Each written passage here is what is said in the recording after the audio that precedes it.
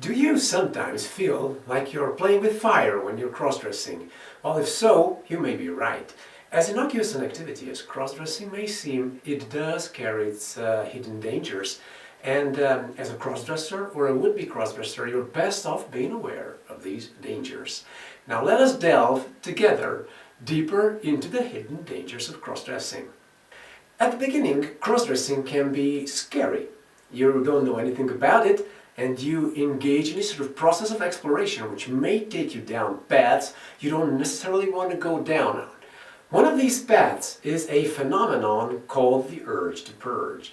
I have discussed this issue in one of my previous videos that you will find here on my channel, and the urge to purge is the desire, the repeated cyclical sort of addiction to get rid of your cross-dressing paraphernalia, to get rid of all your clothes and just sort of banish cross-dressing from your life for a while.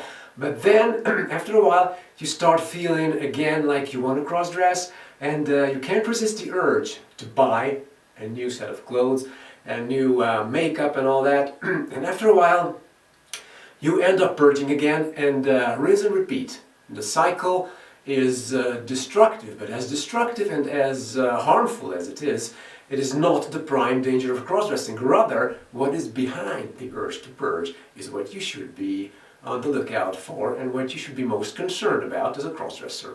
When you begin cross-dressing, you typically pick up a selection of hyper-feminine clothes, such as these that I'm wearing right now, or even more feminine, like pantyhose, underwear, lingerie, lace lingerie, and in the privacy of your own home, you start putting on one item after the other, and you find that you love it, and you absolutely find the experience exhilarating. But then, at one point, you decide to take a look in the mirror. And that is when things can go seriously awry. One of two things can happen when you do take a look in that dreaded mirror. Or rather, not dreaded, because at that point on your cross-dressing journey, you do not realize the power it has over you. But you take a look in it, and then one of two things happens. The first thing is that you like what you see. You absolutely love the image of the person staring back at you from the mirror, and you fall in love with it right there and then. You find the experience exciting. You might experience a slight turn on, and yes, you really absolutely love it. You have a great time while cross-dressed, and after you're done, you undress. You stash your clothes away somewhere with the intention of doing and repeating the experience again. Now, this is by far the most desirable outcome, even though it too carries a sort of a tiny pitfall. Like, I can tell you from my experience that if you like the image that stares back at you from the mirror too much, you might develop a sort of condition known as autogynephilia, and end up getting turned on by your own image in the mirror, obviously. And you might develop a sort of fetishistic disorder as a result of it, which can be a bit akin to pee addiction and cause all sorts of harm in your life, disrupt your life in ways you wouldn't think possible. But again, this is the lesser evil. The second outcome of you looking into the mirror is that you absolutely loathe the person who is looking back at you from there. All you see is a man in a dress, and you absolutely feel like you want to get rid of that person from your life. You want to absolutely delete that image from your mind and never see it again. You absolutely feel as that person in the mirror grabs the possibility of you ever passing as a woman with a bare hand and yanks it away from you forever. And that is one of the worst feelings that you can experience as a cross-dresser. As a result, you undress, you wash the makeup off your face, and you get rid of all of your paraphernalia, all of your cross-dressing thing, and you banish even the thought from your mind for a good while. But it will inevitably resurface, and it will once again prod you to acquire an entire wardrobe of female clothes and start anew. With the result being predictably the same. So what happens when this person in the mirror sort of rips open long-forgotten childhood trauma in you and causes you to absolutely recoil in horror from your own image as a crossdresser? What happens then? There's a voice inside your head that tells you all of this. And while it is a voice of your conscious, it is definitely not of your own making, so to speak.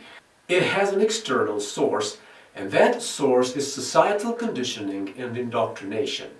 And the sooner you become aware of this fact, the better off you will be, and the better you will be able to handle the situation and, treat it as you should. I personally have liked almost every single aspect of my cross-dressing when I first looked into the mirror, although in my case it was a gradual process, so that I can actually put a finger on the exact time when I first looked at myself fully cross-dressed, since I started in early childhood, back in kindergarten, with panties and then pantyhose and then shoes, and then, it was all a very gradual process for me, and it took years and years, and I didn't actually, take a look at myself fully cross-dressed until I was like, I think around 20 something. And even then, the fact that I couldn't really handle makeup caused a sort of a trauma in me. I didn't like the makeup looks that I created at first. They were horrendous, even now as I think back at them. But they were an inevitable part of the learning process. And I fortunately managed to treat them as such. And I realized that by getting better products, and then by watching tutorials, and then trying things first, with the lips and then the eyes and all that, taking it one step at a time again, I managed to get that aspect of my cross-dressing in order as well.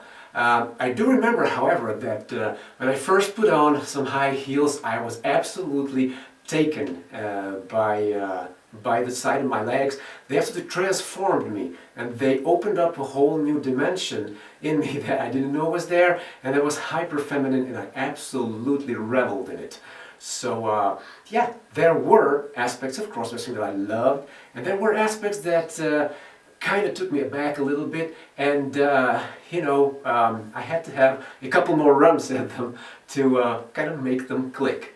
And if you do find yourself horrified by your image in the mirror, try to find an aspect of your cross-dressing that you actually like in that picture, and focus on that, and go from there.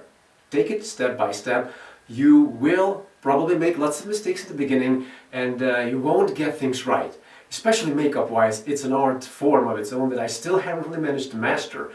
But absolutely do give yourself the time to be able to get better at it.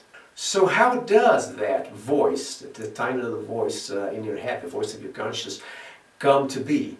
And how does society indoctrinate you? How does it create an internal transphobia in you that you cannot, some of us simply cannot find a means to overcome? Well, it's easy. The entire society is structured in a way that there is an inherent sort of transphobia in it to this day. But back in the days, a couple of decades ago, say, it was a lot more pronounced. So, which probably partly explains the fact why this urge to purge and this internalized transphobia is much more prevalent in older cross-dressers. They've been around for a while, and they lived through times when transphobia was something normal, and when it was absolutely normal to look down on feminine men and people in general who enjoy cross-dressing. It was a taboo. It still is, sort of, but it is much less of one these days. Well, that voice of your internalized transphobia may have also originated from the influence of mainstream media. If you watched movies during the 80s, 90s, if you were around back then, or watched movies created back then, now, you will realize what I'm talking about.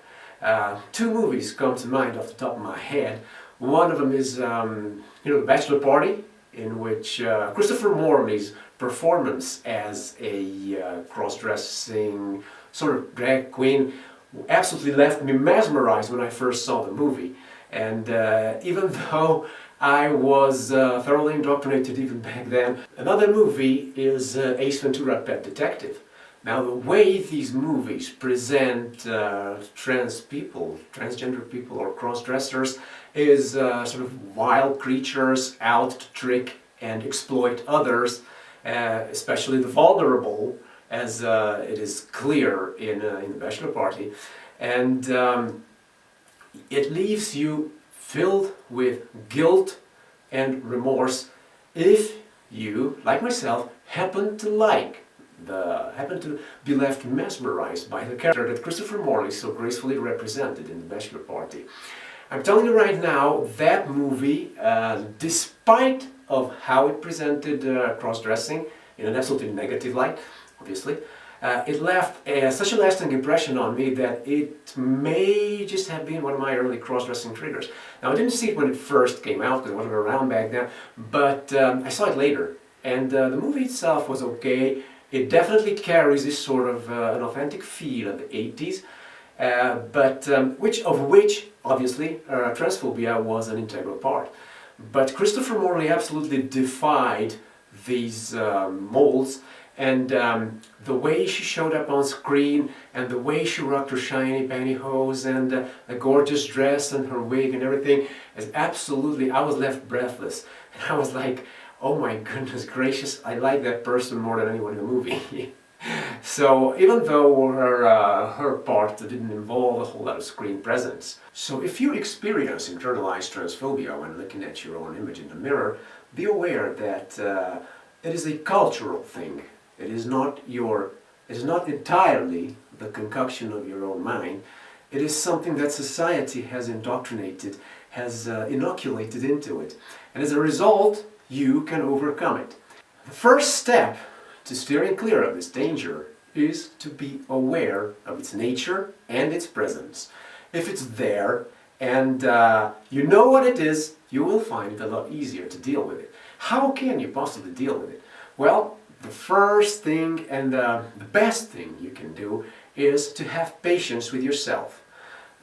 Be aware of the fact that you can't instantly be a cross-dresser that looks so good. Well, there are a few exceptions, obviously. There are people out there who may be theoretically able to cross-dress and pass as a woman right on the spot, but that is the exception, and you probably will not make that percentage of the population.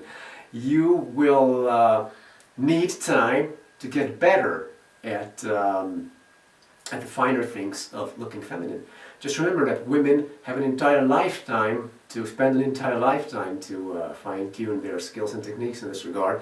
So yeah, from being able to move like a female to doing your makeup and generally speaking, sort of developing an image that you feel good about takes time. It takes time. It takes a lot of practice, and eventually, when you get it, it will grant you more satisfaction than you ever could have expected from it. This would also explain why I never personally had any problems with the urge to purge.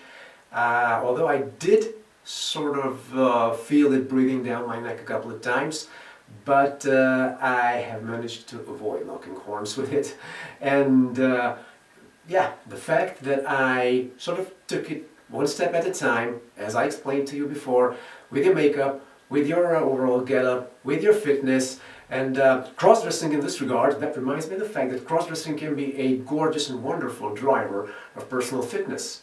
It motivates you to get into shape and see the positive side of that. Even if you look into the mirror and do not like the physical shape that person is currently in, remember, that is not a thing that you cannot change. It might take time, it might take effort, it might take dedication, but you can change it for the better. And yeah, if cross-dressing drives you to become fitter and healthier, then it's all the better, obviously. So as I said, I took everything one step at a time, and I sort of cross-dressed my entire life, so I had plenty of time to do it. And yeah, that's all it really takes. Patience and time to get things right. Now, have you ever experienced this sort of internalized transphobia and the urge to purge? If so, do let me know please in the comments, and if you managed to deal with it, also let us all know how you did it. And if you were one of those crossdressers who never had such problems, who absolutely liked the image they saw in the mirror the very first time they took a peek in it, well, do let us know how you felt and how it all felt when you, you know, you gussied up and you faced the mirror and you liked what, and you won the face-off, so to speak. So yeah, well guys, that's pretty much it for today's video. I hope it was helpful in a way of helping you figure out some things about cross-dressing and some of its possible pitfalls. And yeah, if you know, I could help you in any way, shape or form avoid some of the psychological strife that cross-dressing sometimes may entail, well then I consider my mission fulfilled. Well, do use that comment section down there and chime in with whatever you have to say. Subscribe to my channel because I'm you know, posting many more videos like this one, and like my videos, share it with your friends, and yeah, well, ring that bell down there as well, and follow me on other forms of social media. I have a TikTok channel running. There isn't particular depth to it, I mean, you know, it's TikTok, but still, if you like my outfits, well, I sort of like the whole channel, the whole TikTok channel that I have there is sort of like a fashion show. I present different types of outfits in my videos, and you know, they only take a few seconds in true TikTok fashion. Well, that's pretty much it for today, guys. See you around. Hasta luego!